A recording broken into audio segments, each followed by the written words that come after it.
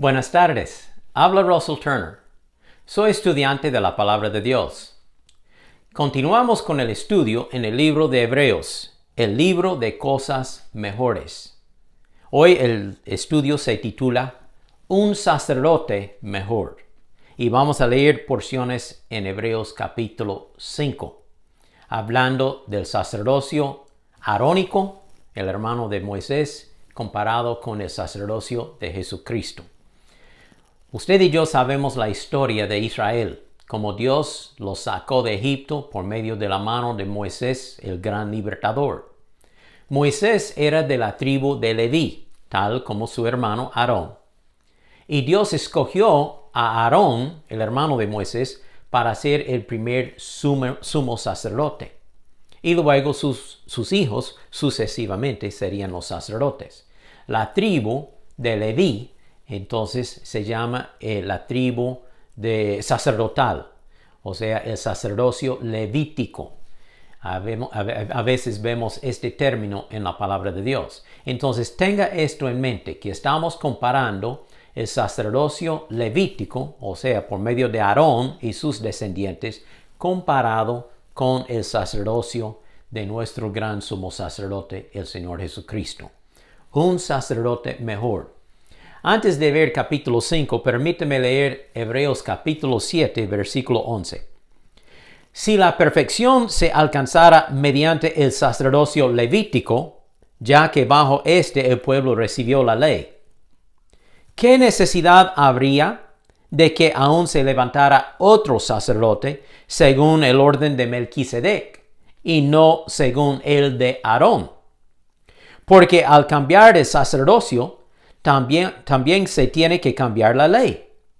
Pero nuestro Señor, el Señor Jesucristo, de quien la Escritura dice esto, era de otra tribu, de la cual nadie sirvió al altar. Es bien sabido que nuestro Señor procedía de la tribu de Judá, no de Leví, sino de Judá, acerca de la cual Moisés no dijo nada en relación con el sacerdocio. Esto resulta más evidente si el nuevo sacerdote que se levanta es alguien semejante a Melquisedec, quien no llegó a ser sacerdote por ceñirse a una ley meramente humana, la ley de Moisés, sino por el poder de una vida indestructible. Cristo murió, resucitó y vive para siempre. Pues de él, de Jesús, se hace constar: tú eres sacerdote para siempre, según el orden de Melquisedec. Hablaremos de aquel hombre Melquisedec en un momento. Dios utilizaba a los sacerdotes levíticos como intermediarios entre él mismo y las demás personas durante el tiempo del Antiguo Testamento. Dios escogió la tribu de Leví como ministros sacerdotales.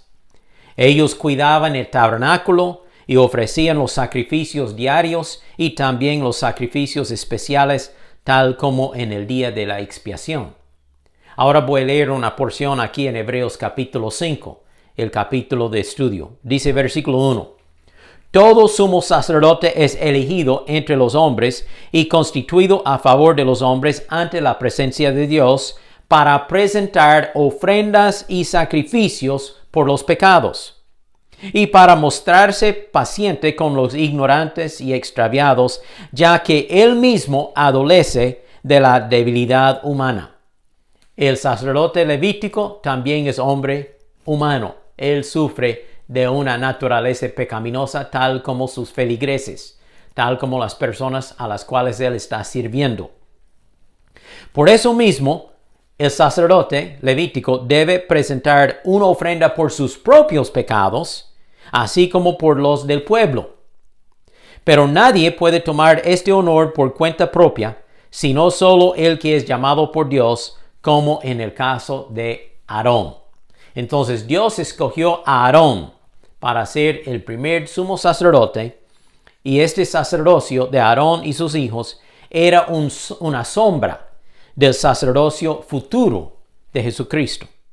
Jesús es la realidad.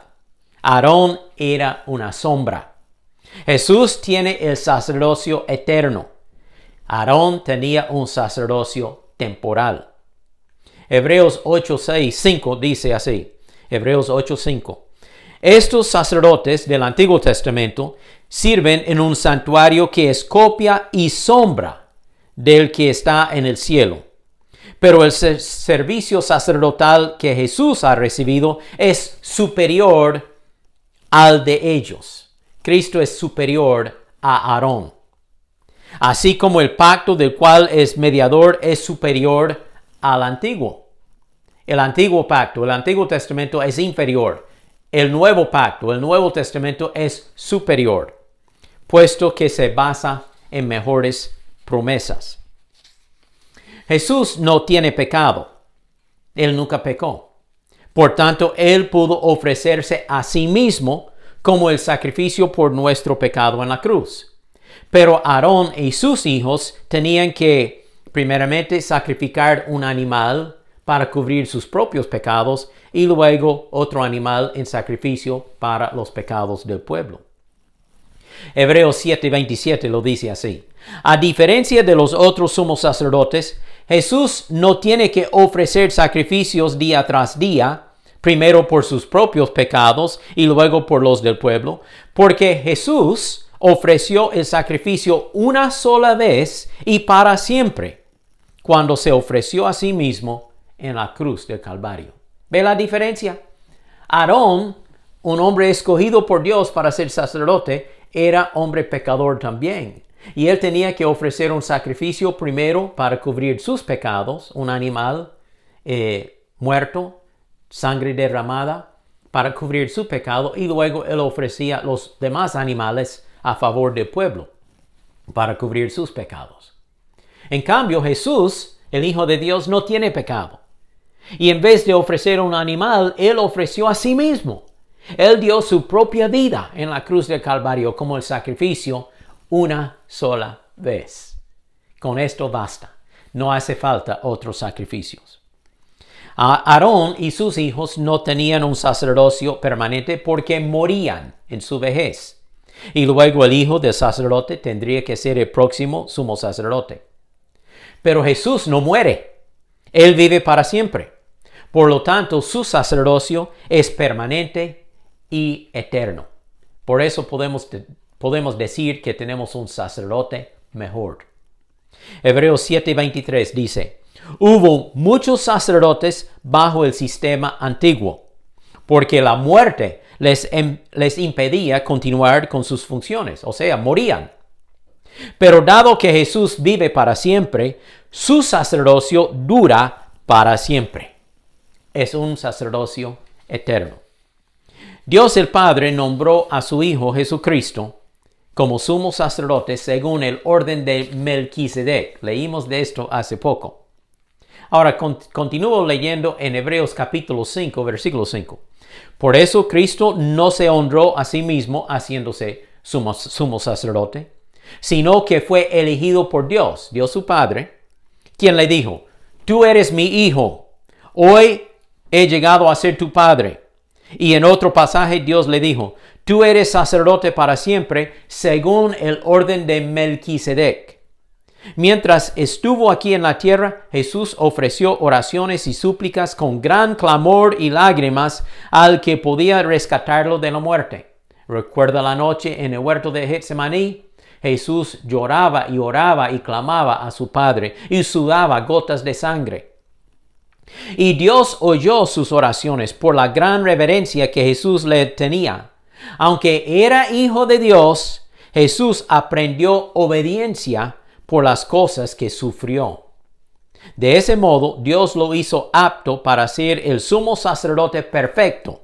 Y Jesús llegó a ser la fuente de la salvación eterna para todos los que le obedecen. Le pregunto, ¿ha obedecido a Cristo? ¿Lo ha recibido como su Salvador? Él es la fuente de salvación eterna, la fuente de vida eterna. Él quiere ser el Salvador de su vida. Y Dios lo designó a Jesús como sumo sacerdote según el orden de Melquisedec. Ahora, hablemos por un momento de Melquisedec.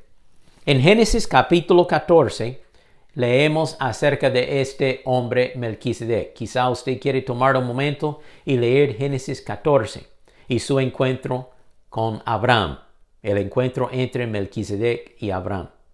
Luego en Hebreos capítulo 7, 2 capítulos más adelante, en el libro de nuestro estudio, puede leer un poco más acerca de Melquisedec, Hebreos capítulo 7. Melquisedec era el rey de Jerusalén y el sacerdote del Dios Altísimo. Esto es mucho antes de Moisés y Aarón, 400 años o más antes, en el tiempo de Abraham, es cuando Melquisedec vivía. Esto significaba que Melquisedec era el rey de justicia y rey de paz.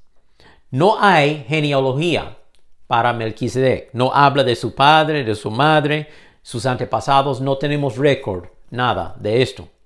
Ni habla de su principio, ni de su fin. No habla de su nacimiento o su muerte. Melquisedec es un símbolo del Señor Jesucristo porque Jesús es eterno. Cuando Abraham regresó de la batalla contra el enemigo, Melquisedec le dio pan y vino a Abraham y a sus soldados, los soldados que apoyaban a Abraham, para refrescarlos. Ellos necesitaban descanso, ellos estaban cansados de la guerra, de la batalla. Y también Melquisedec los bendijo. Vemos aquí un simbolismo muy precioso también, comparándolo con la cena del Señor. Jesús compartió el pan y vino con sus discípulos y los bendijo en la noche antes de su crucifixión. Luego Abraham le dio a Melquisedec en aquel entonces un diezmo de todo el botín, de todo el tesoro que él había capturado en la batalla contra los enemigos de Dios. Abraham le dio el diezmo. Y usted y yo hoy día damos diezmos y ofrendas a Dios para honrarlo y reconocer su majestad. Dios es dueño de todo. Entonces Dios el Padre dijo a su Hijo Jesucristo: tú eres el sumo sacerdote, no según el orden de Aarón y su descendencia de la tribu de Leví, no, sino según el orden de Melquisedec, quien vivió 400 años antes de Aarón, en el tiempo de Abraham. Además, Jesús no es de la tribu de Leví, la tribu sacerdotal. Jesús no nació de la tribu de Leví, él nació de la tribu de Judá. Y él es conocido como el León de Judá, el Rey de Reyes, Señor de Señores. Veamos una cosa más antes de concluir este estudio. Jesús se hizo hombre cuando vino a esta tierra. Y como hombre, él aprendió a ser obediente a su Padre en todo. En el sufrimiento que le llegaba a su vida, en todo, él era obediente. Jesús puede compadecerse de nosotros ahora porque él vivió como nosotros. Él sufrió más que nosotros, hasta la cruz. Y él vive para ayudarnos, apoyarnos, darnos fortaleza y consuelo en cualquier problema o prueba en que estamos pasando. Qué gran sumo sacerdote tenemos en la persona de Jesucristo. Cada día usted y yo debemos darle gracias a Dios por el sacerdocio de Jesucristo para nosotros. No necesito un hombre como sacerdote. No, yo tengo un sacerdote, el Señor Jesucristo, el gran sumo sacerdote, y puedo acercarme a Dios en cualquier momento por medio de Jesús, mi sacerdote. Él nos representa delante de Dios. Él nos defiende de los ataques de Satanás. Él nos cuida tal como el pastor cuida a sus ovejas. Él nos guía en el sendero de la vida. Y Él regresará, y nos llevará a su presencia en el cielo algún día. Él es Rey de Reyes y Señor de Señores. Alabe al Señor Jesucristo. Él merece toda la honra y gloria en su vida. La última frase de esta lectura dice que Jesús es el autor de nuestra salvación eterna. Le pregunto, ¿es Jesús el Salvador de su vida? ¿Ha puesto su fe en Él para salvarle? ¿Ha hecho la oración de fe pidiendo que Jesús perdone sus pecados y que le salve y que le dé vida eterna? Si todavía no lo ha hecho, por favor, hágalo ahora. Abra su corazón al Señor. Reconozca que Él es el sumo sacerdote nuestro delante de Dios. Él quiere ser el salvador de su vida. Vaya a Él en oración y dígale: Señor, me arrepiento de mis pecados. Yo reconozco que tú moriste por mí, derramaste tu sangre para salvarme a mí y perdonar mis pecados. Señor, perdona mis pecados. Límpiame de toda mi maldad. Jesús, yo te recibo por fe en mi vida. Yo te acepto como mi Salvador. Dame vida eterna. Y yo le prometo, en ese momento, Cristo le salvará. Le perdonará, le dará vida eterna y un propósito por el cual vivir. Que Dios le ayude y le bendiga. Gracias, Padre, que tenemos un mejor sacerdote en la persona del Señor Jesucristo. Pido que este estudio sea de bendición a cada oyente. En el nombre de Jesús. Amén. Gracias por compartir este tiempo conmigo. Comparte este mensaje con otros por medio de su propio aparato, su teléfono, su computadora, su iPad. Sigamos estudiando este libro precioso, el libro de Hebreos, el libro de cosas mejores. Que tenga muy buen día.